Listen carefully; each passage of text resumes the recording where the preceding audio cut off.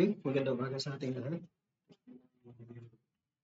And today is the last Sunday of the month of April. Bilis ng panahon, ano? Ng araw na lang, Pasko na. Pasko na. Ano? And today we are going to look into Romans chapter 12.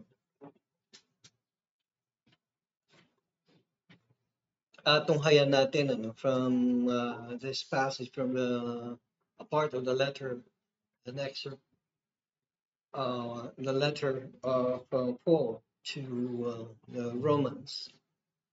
Tunghayan natin yung puso ni Apostol Pablo in terms of how and why we ought to live a new life. If we say that we are believers, if we say that we are children of God, then we ought to have a new life, right? A new life, a life in Christ Jesus. But ang tanong dito, how? How does this happen? Okay, let's look into Romans chapter 12.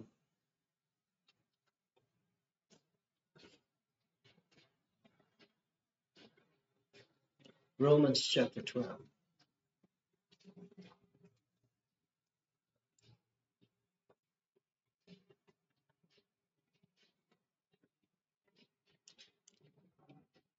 Verse 1, therefore, I urge you, brethren, by the mercies of God, to present your bodies a living and holy sacrifice acceptable to God, which is your spiritual service of worship.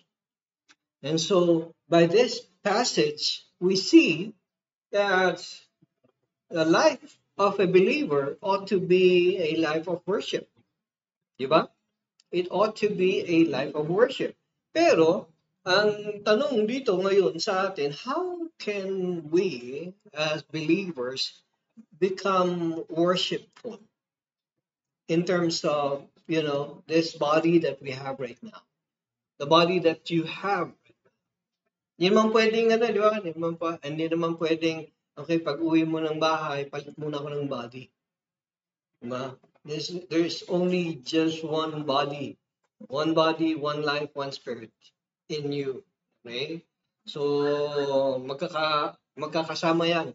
They work hand in hand. They work together. Okay? At pagka dumating yung panahon na ikaw ay sisingilin na, babawiin na sa atin yung hiram na buhay natin, that's the only one. Walang pwedeng sabihin, hindi mo pwedeng sabihin, okay, binabawi na ni Lord itong buhay ko. Di bali, may spare pa naman ako. Hindi pwedeng may spare. Okay? Walang spare. There's only one life. Okay? And we ought to live this life accordingly. Okay? Accordingly to the God who gave this life. Okay? Nakakalungkot kasi akala natin, maraming tao, they believe, they think that they have this life in them, that this life is for them to squander around. Okay? To waste around. Hindi pwede. Pwede na, actually totoo yun eh. Pwede mo namang i-waste. You can squander, you can waste your life. Okay? But there is an accounting that will happen later on. Okay? The time will come that you will do an accounting of that life, the life that God has given you.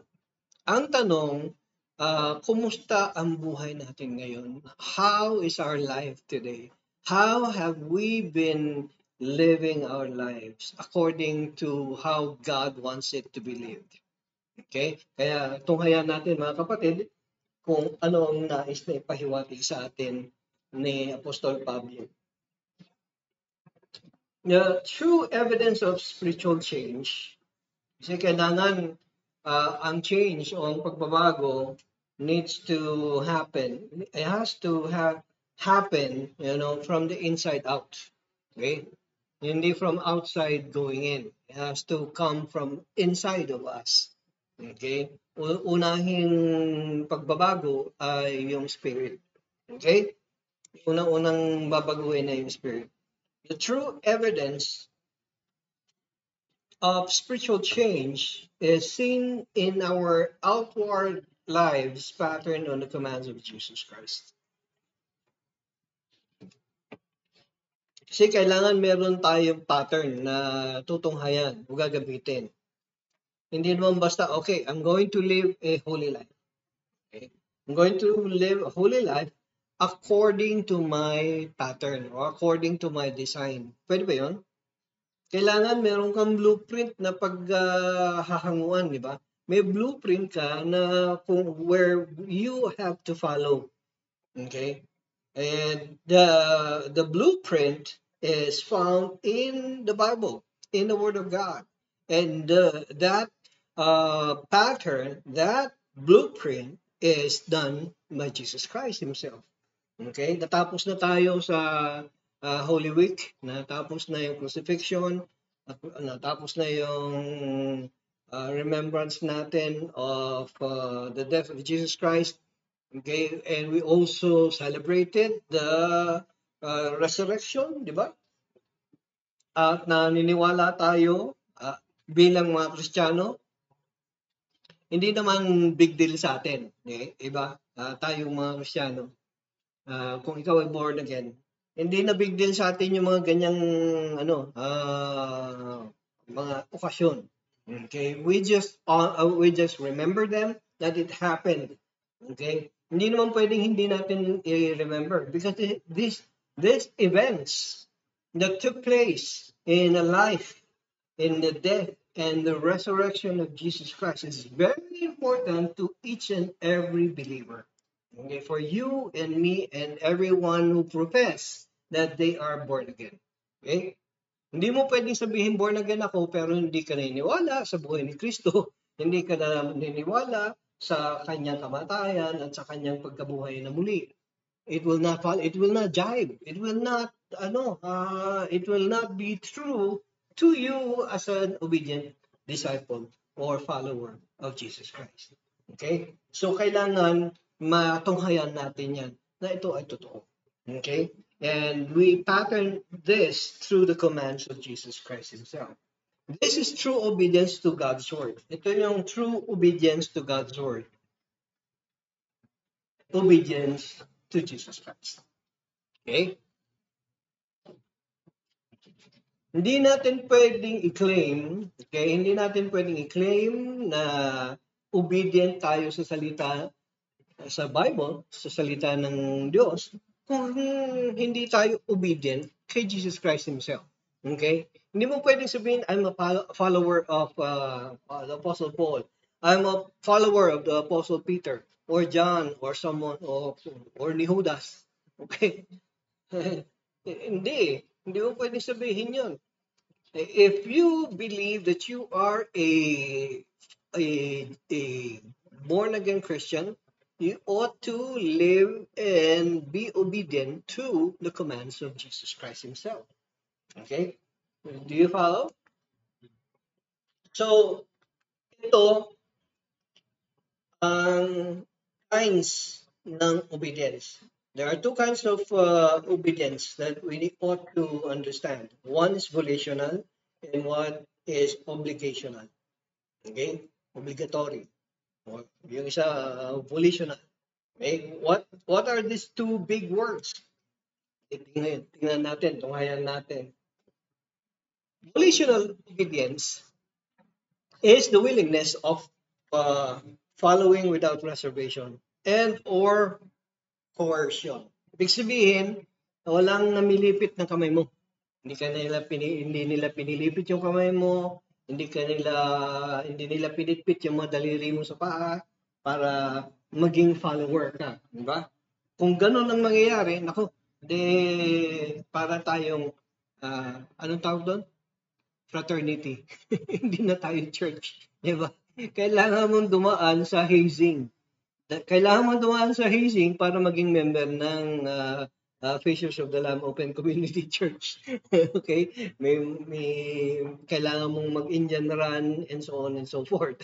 Okay? It doesn't work that way. We are a church, the Church of Jesus Christ. And we believe in our hearts that our obedience to Jesus Christ is volitional, out of your volition, out of your willingness. Okay? Walang pumilit sa inyo. Kahit na kayong mga anak ko, hindi ko kayo pinilit na mag-church, di ba? No. Walang pumilit sa inyo. Kahit yung asawa ko, hindi ko pinilit na mag-church. So you came willingly to hear the word of God. Amen? Amen. So yun yung ibig sabihin ng volitional obedience. Ang ibig sabihin naman ng obligational obedience is carrying out a duty without the need to feel or be empathic. Okay? Ano ibig sabihin yan?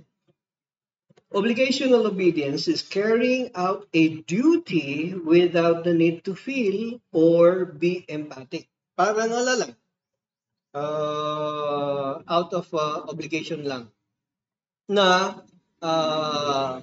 you follow dahil wala lang, nakita mo lang silang nag-follow, nakifollow ka na rin. Parang ganun. Or, let's say for example, gating classic example nito eh. I heard this. Sabi, one night, yung asawa, say for example, ako, one night, I come home, I bought a bouquet of flowers for my wife. There's no occasion. I knock on the door, and she opens the door, and then I give her the bouquet of flowers. Wow, ang ganda naman ng mga flowers. Sabi niya, yan ang reaction ng wife ko. Ang ganda naman ng mga flowers. Why did you give me a bouquet of flowers? Acceptable ba sa kanya or sa inyo na narinig na sabihin ko, because it's my duty. I gave her flowers out of duty. Is that acceptable? No. Ganon din ang magiging feeling ng recipient, di ba? Magiging, duty mo lang pala yun. It's not out of love, di ba? Para masakit, di ba? So, if we rewind and do it the proper way, I knock on the door and she opens the door and I give the bouquet of flowers to her. And wow, what beautiful bouquet of flowers. Why? Why are you giving me this? Because I love you. Pagka sinabi ko ganyan, that is the right evidence of love.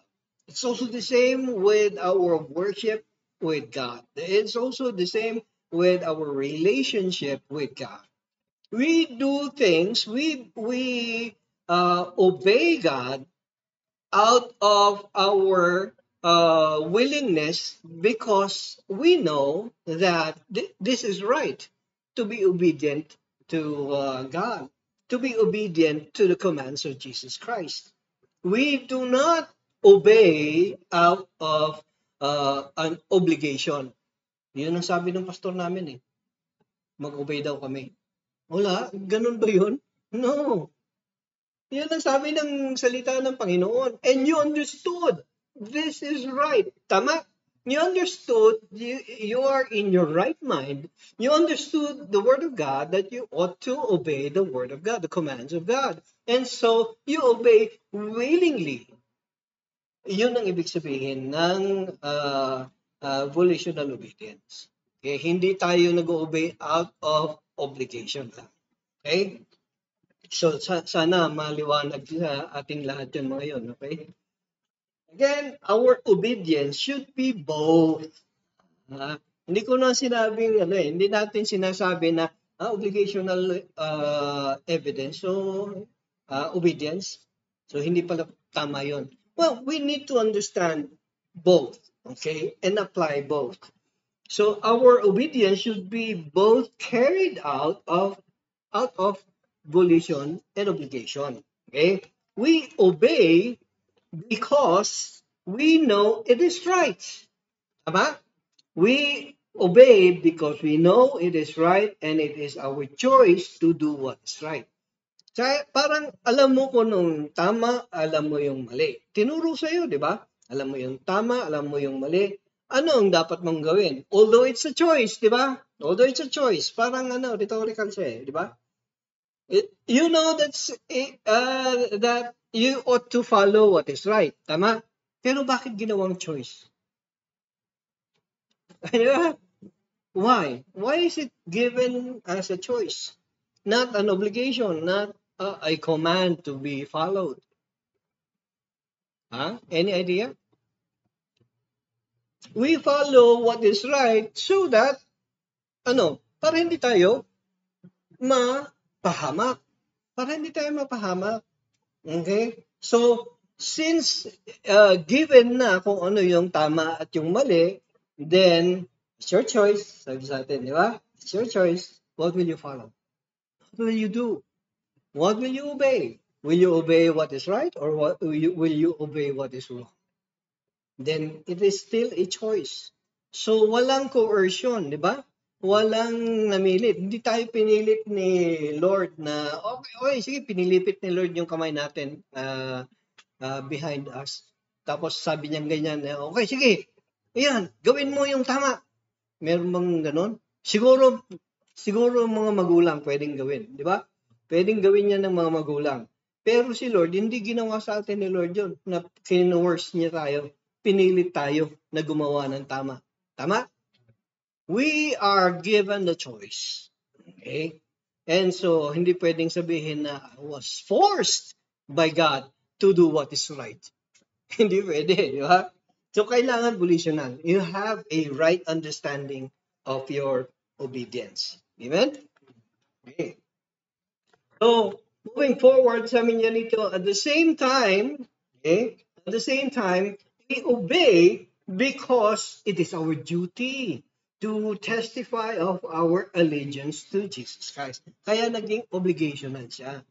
It is our obligation. It is your obligation as a Christian, as a believer, a follower of Jesus Christ. Hindi mo pwedeng sabihin you are a follower, a believer, a Christian, a born again. Hindi mo pwedeng sabihin yon na walang evidence sa buhay mo, 'di ba? Paano magiging testimony yan?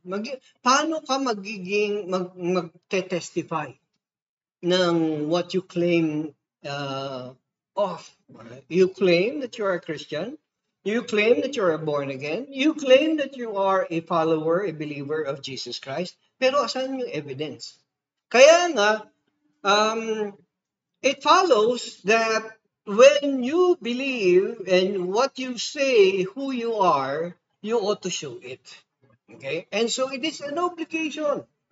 I say it is an obligation on the part of any believer to show who you are, to show who you really are. Tama? So, obligasyon natin ito. Kasi kailangan itong maging resulta. Okay?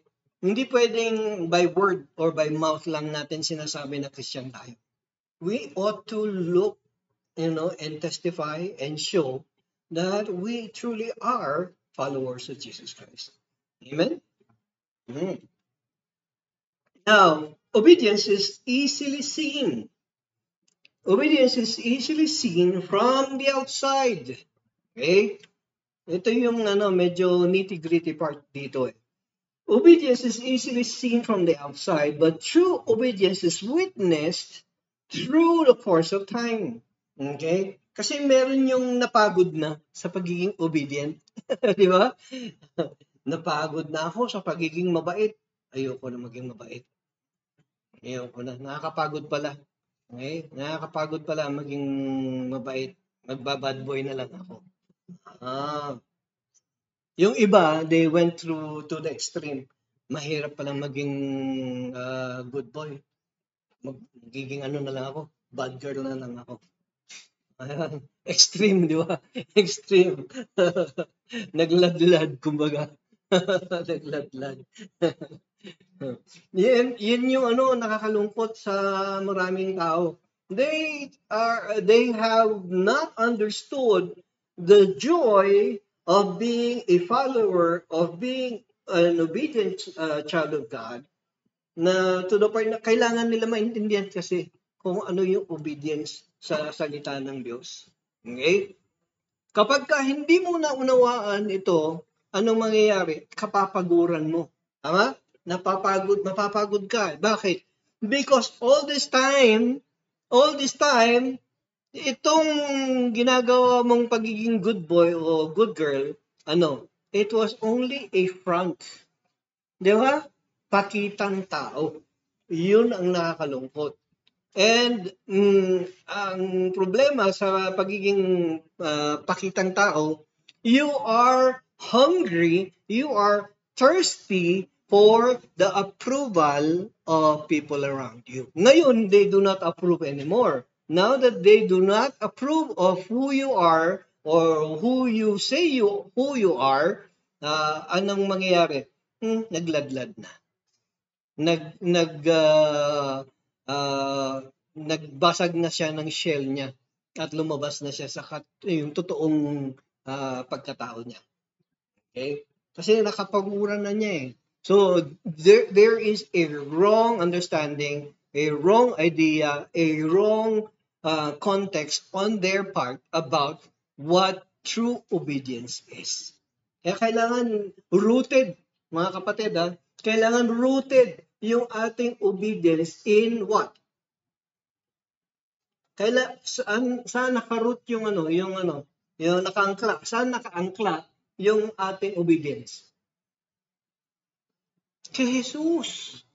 Kay Jesus Christ nakaangkla yung ating obedience. Dahil kung nakaangkla or rooted lang yung obedience natin sa maling akala natin o sa mga nakikita lang natin, nakaangkla lang, rooted lang yung ating obedience because of what the pastor has said. Okay? Kung ano yung sinabi ng pastor. Kasi sabi ni pastor, ganito eh. So, ang belief mo is not on Jesus Christ actually. Your belief is on the pastor or yung kapitbahay mo o yung kagandahan ng praise and worship sa church. Nakakalungkot yun. Paano nga kung wala na, nawala at namatay si pastor?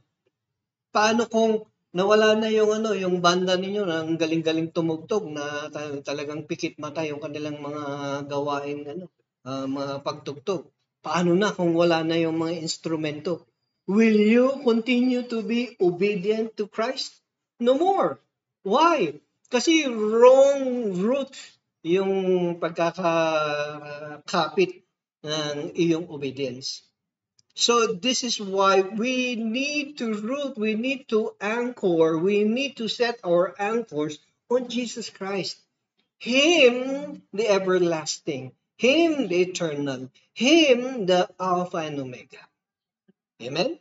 Yun ang dapat. Kaya nga, magiging nakakapagod ang tumayo rito bilang mangangaral ng salita ng Panginoon kung iisa na lang yung nakaupo. Iisa na lang yung nakaupo at nakikinig sa iyo. At yung nakikinig sa iyo, kailangan pa ng hearing aid. Di ba nakakalungkot? So, pagka ganun ang sitwasyon, magpipreach ka pa ba? Well, here comes obedience. Here comes obedience. Kaya may tao wala. Well, I said this a long time ago. If you have not preached to the trees, to nature, then you are not a capable or effective preacher. Okay? What do you mean by this? You try going to Mount Santo Tomas. Okay? And i-recite mo yung basahin mo yung sermon mo sa mga puno. Hindi sasagot yung mga yan, hindi mag-amen yung mga puno. Pero if you have done that, ang ganda ng feeling. Ang ganda ng feeling. Okay? Our obedience should be shaped and molded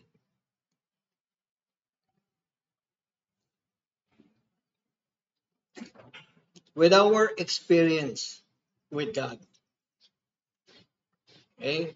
Yung obedience kasi natin, it's a faithful walk with God Himself.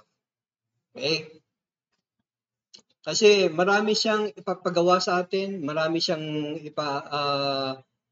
gustong ma-accomplish sa buhay natin, and there will come a time that maggigit-gitan kayo eh. There will come a time na you will disagree with God.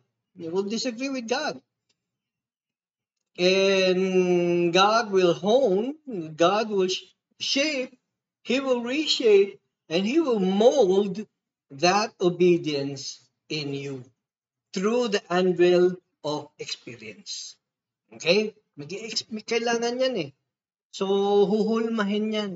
Huhulmahin yan ng Panginoon. Papaluin niya, mamartilyuhin niya yan through the anvil of experience. Marami tayong may experience sa buhay na sasablay tayo sa buhay. Sasablay tayo dito sa bandang ito, sasablay tayo rito. And hindi ibig sabihin na sumablay ka sa isang bagay, you give up. You surrender. Hindi dapat. Hindi ganun.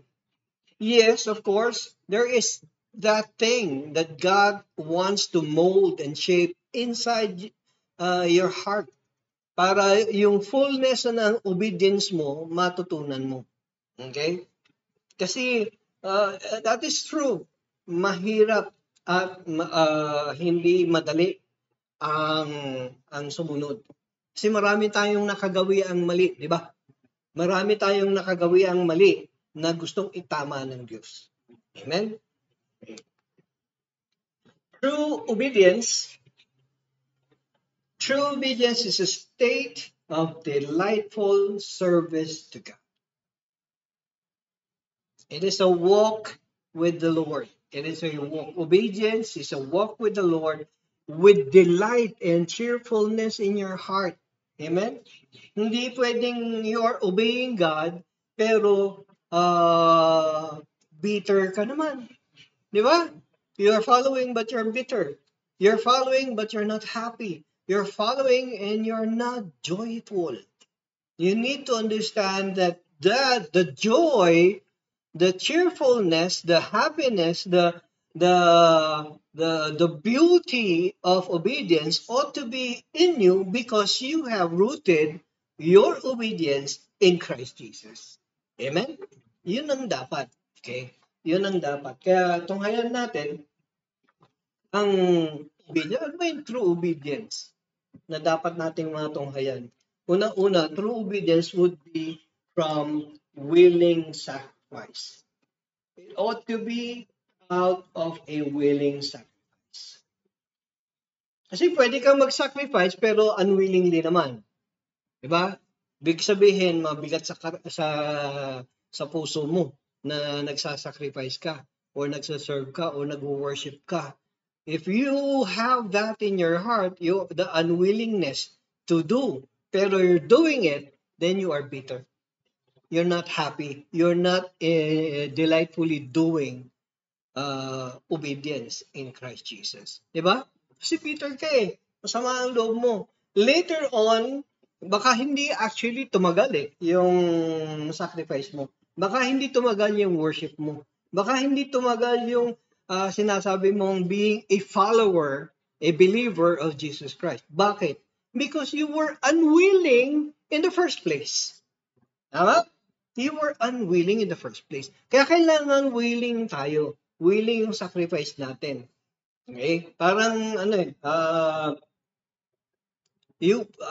na, na narinig na niyo yung kwento ni Martha and Mary, di ba? Jesus Christ came to the house. Okay? At anong ginawa ni Mary? Umupo siya kagad, di ba? Sa paanan ni Jesus Christ. And she listened carefully, obediently, okay, from the Master himself. And anong ginawa ni Martha? Abala siya sa kare-kare, abala siya doon sa dinuguan na niluluto niya, yung apritada, may nilaga pa siya na niluluto, everything. And she was doing the cutting, the chopping, and the cooking, and the washing also. Sa kanya ng lahat. Then, all of a sudden, anong ginawa niya? Lumapit siya kay Jesus Christ, di ba? Anong sinabi niya? Anong ginawa niya? Nagreklamo na siya, di ba? Bitter na kasi yung puso niya. In the first place, she was willing, actually. Kasi ang problema doon sa willingness niya ni Martha was impartial, yung willingness niya. Kasi she wanted to please Jesus Christ by doing some chores, di ba? Yun ang naging problema ni Martha. Kaya kailangan sa atin mga kapatid, when we do worship, when we do prayer, when we come into fellowship with the church, are you doing it out of a willing heart? Tanungin natin sarili natin, di ba? Tanungin mo yung katabi mo, willing ka ba? Hindi ko sinabing tanungin mo, willing ka ba? Ikaw si Willie. Willing ka ba? In Hebrews chapter 13, verses 15 to 16, through him, sabi ng author, through him, Jesus Christ, then, let us continually offer up a sacrifice of praise to God. That is, the fruit of lips that give thanks to his name. And do not neglect doing good and sharing, for with such sacrifices, God is pleased. So tignan nyo, it's a sacrifice, doing good things, and sharing good things. These are sacrifice. These are a sacrifice. Paano naging sacrifice? Doing good thing. Ibig mo sabihin, Pastor, sacrifice pala ang doing good thing kasi in the first place, I was doing bad things. Ganun ba yun? Well, somehow, it is true. Di ba? Kasi, ayaw natin, hindi tayo willing na gawin yung tama, di ba? So ngayon, you need to sacrifice. You need to sacrifice and leave behind yung yung paggawa ng mali. And then sacrifice time, effort, and everything else to do what is good, to share, and to be good with one another. Okay? So yun ang ibig sabihin ng willing sacrifice. You are ready to leave behind what is bad, what is selfish, what is immoral, what is not proper, so that you can do something good. Okay? And that is a sacrifice. It is a sacrifice. Kailangan willingness yon.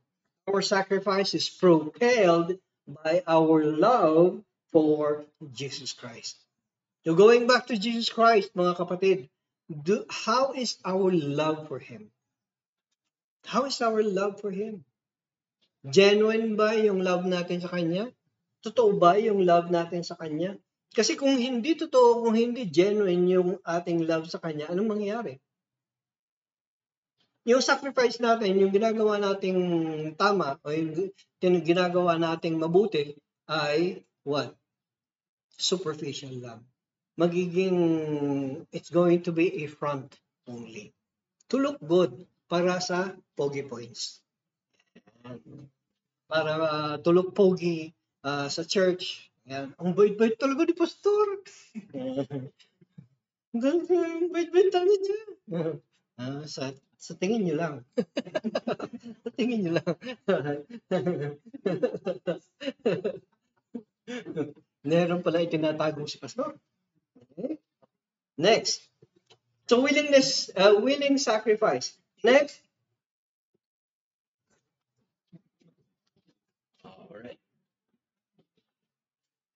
A worthy submission. A worthy submission. That is one evidence of true obedience. Worthy submission. Bakit worthy submission? In Hebrews chapter 11 verse 4, ano sabi niya dyan? By faith, Abel offered to God a better sacrifice than Cain, through which he obtained the testimony that he was righteous, God testifying about his gifts, and through faith, though he is dead, he still speaks. So, ibig sabihin, nakita mismo ng Diyos. Nakita mismo ng Diyos sa puso ni Abel kung ano yung worth nung kanyang ginagawa, nung kanyang sacrifice, nung kanyang ibinigay na gift. Okay? It's also the same. This is why in our prayers, when we give our tithes and offerings to God, our prayer is that God would find in our hearts that we are doing it out of a cheerful heart. Diba?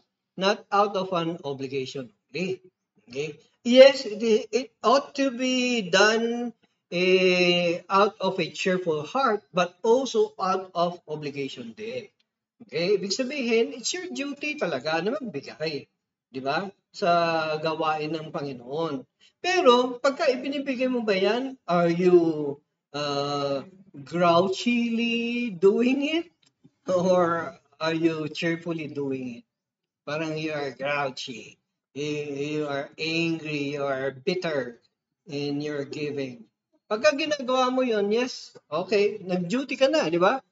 If it was out of duty, nagbigay ka. Pero if it is out of an unwilling heart, then makikita ni Lord yan eh. Makikita ni Lord yan. At ang mangyayari, ang repercussion niyan, sa iyo din makikita eh. Sa iyo din makikita na giver. Kasi ang mangyayari dyan, you have given out of an unwilling heart, then yung bitterness mo nasa loob ng puso mo. You are not thankful to the Lord. Though you have given your tithes, kahit sabihin na natin 20% pa yung binigay mong tithes. Hindi na tithes yun, di ba? 20% na eh. Okay? Kahit na 20% pa yung binigay mo kay Lord, pero kung it is not given out of a cheerful heart, then hindi ito acceptable kay God. Amen? So, kailangan intindihan natin. So, our lives become a living testimony of pure gratitude towards God. So, yung buhay natin, hindi lang siya limited to who you are sa church, hindi lang limited yung ginagawa mo sa pagbibigay lamang. From the moment you wake up to the moment you go to sleep, maybe, okay? From the rising of the sun to the setting of the sun, okay? Kailangan nandoon yung obedience natin. Yung gratefulness din natin nandoon. Okay? Next in line. So dalawa na, di ba? Willing sacrifice, worthy submission, and then worship. A worshipful spirit. Worshipful spirit. Kahit na ano pang mangyari, like for example, darating yung panahon na you'll be faced with some problems in life, okay? May pinagdadaanan kang challenge, pagsubok sa buhay. Will you still be worshiping God? Will you still be worshiping God in the midst of a storm in your life? In the midst of a trial in your life, in the midst of a problem in your life, will you continue to worship God? Yan ang tanong dito. Let's go to 1 Peter chapter 2, verse 5. Ang sabi ni Apostol Pedro, you also as living stones are being built up as a spiritual house for a holy priesthood to offer up spiritual sacrifices acceptable to God through Jesus Christ. So we are being built up. Okay? Bawat isa sa atin, we are being built up. Kaya nga ang church, ang tinatawag na church, yung mga tao. Okay? We are the church. Okay? Hindi yung malaking bahay na may malaking building na may cross sa ibabaw. Hindi yun ang church. Ang church is a living organism. It is a living community. It is composed of the men and women who come to willingly obey and sacrifice and worship God Himself. Yun ang ibig sabihin ng church.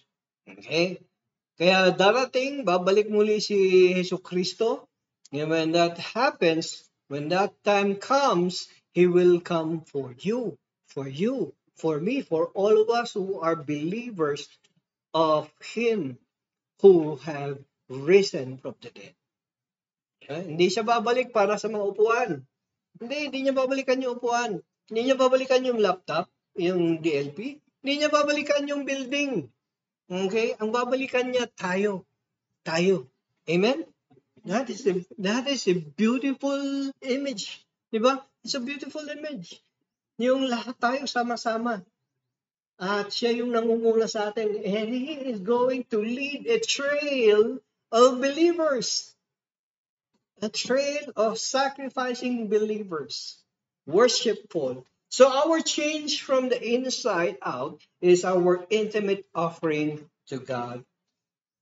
Kaya nga ang pagbabago, mga kapatid, has to come from the inside.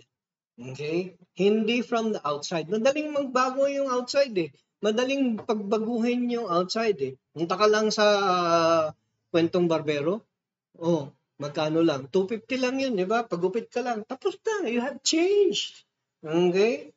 Okay, yung mga bumibili ng mamahaling mga makeup sa Max. Okay? O ilang dab-dab lang yan sa mukha, di ba? Oh, nagbago. Kumanda. Di ba? See?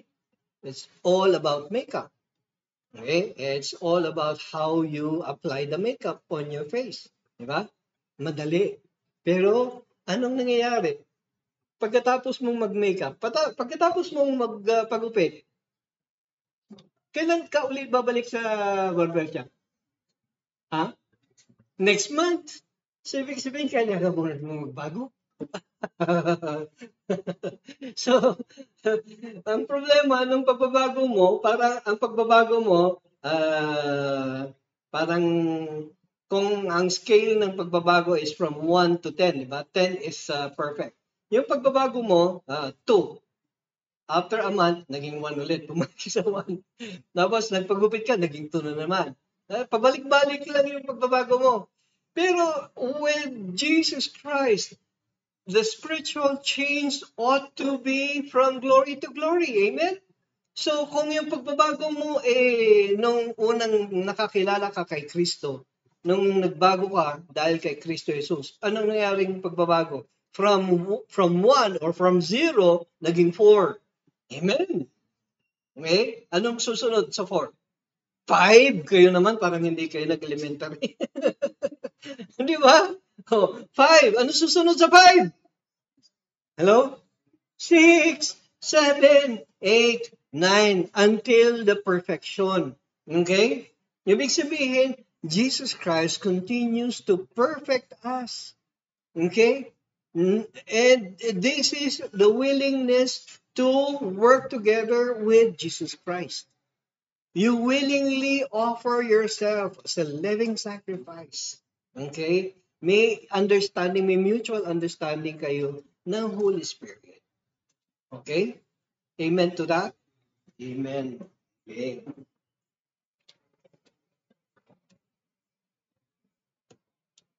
So, nakita natin mga kapatid, ang dapat nating tunghayan makita na true obedience with Jesus Christ ought to be these three things. Our willing sacrifice, it has to be of worthy submission, it has to be of worshipful spirit. Amen. And in conclusion,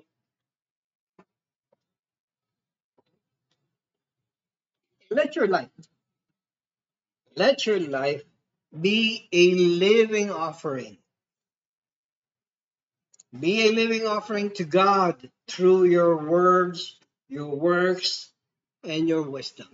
Ibig sabihin, hindi lang iniisip, hindi lang nandito sa brain natin yung pagbabago. Magbabago na ako. parang parang ano, parang diet lang yan eh. Magda-diet ako, mag-exercise ako. Pero ginagawa mo ba? Hindi. Pinag-iisipan mo lang. Di ba? Kailangan may work din. So it has something to do with the wisdom. It has something to do also with your words. Hindi mo lang pinag-iisipan, hindi mo lang sinasabi, kundi ginagawa mo rin. Amen? So yung tatlong W na yon, it has to be by your words, by your wisdom, and by your works. Dapat doon makita. And it ought to be a delightful obedience to Jesus Christ. A delightful obedience to Jesus Christ. Very quickly, kindly open your Bibles to John chapter 14, verse 21. John 14:21. Ano sabi niya dyan? What does it say? John 14:21.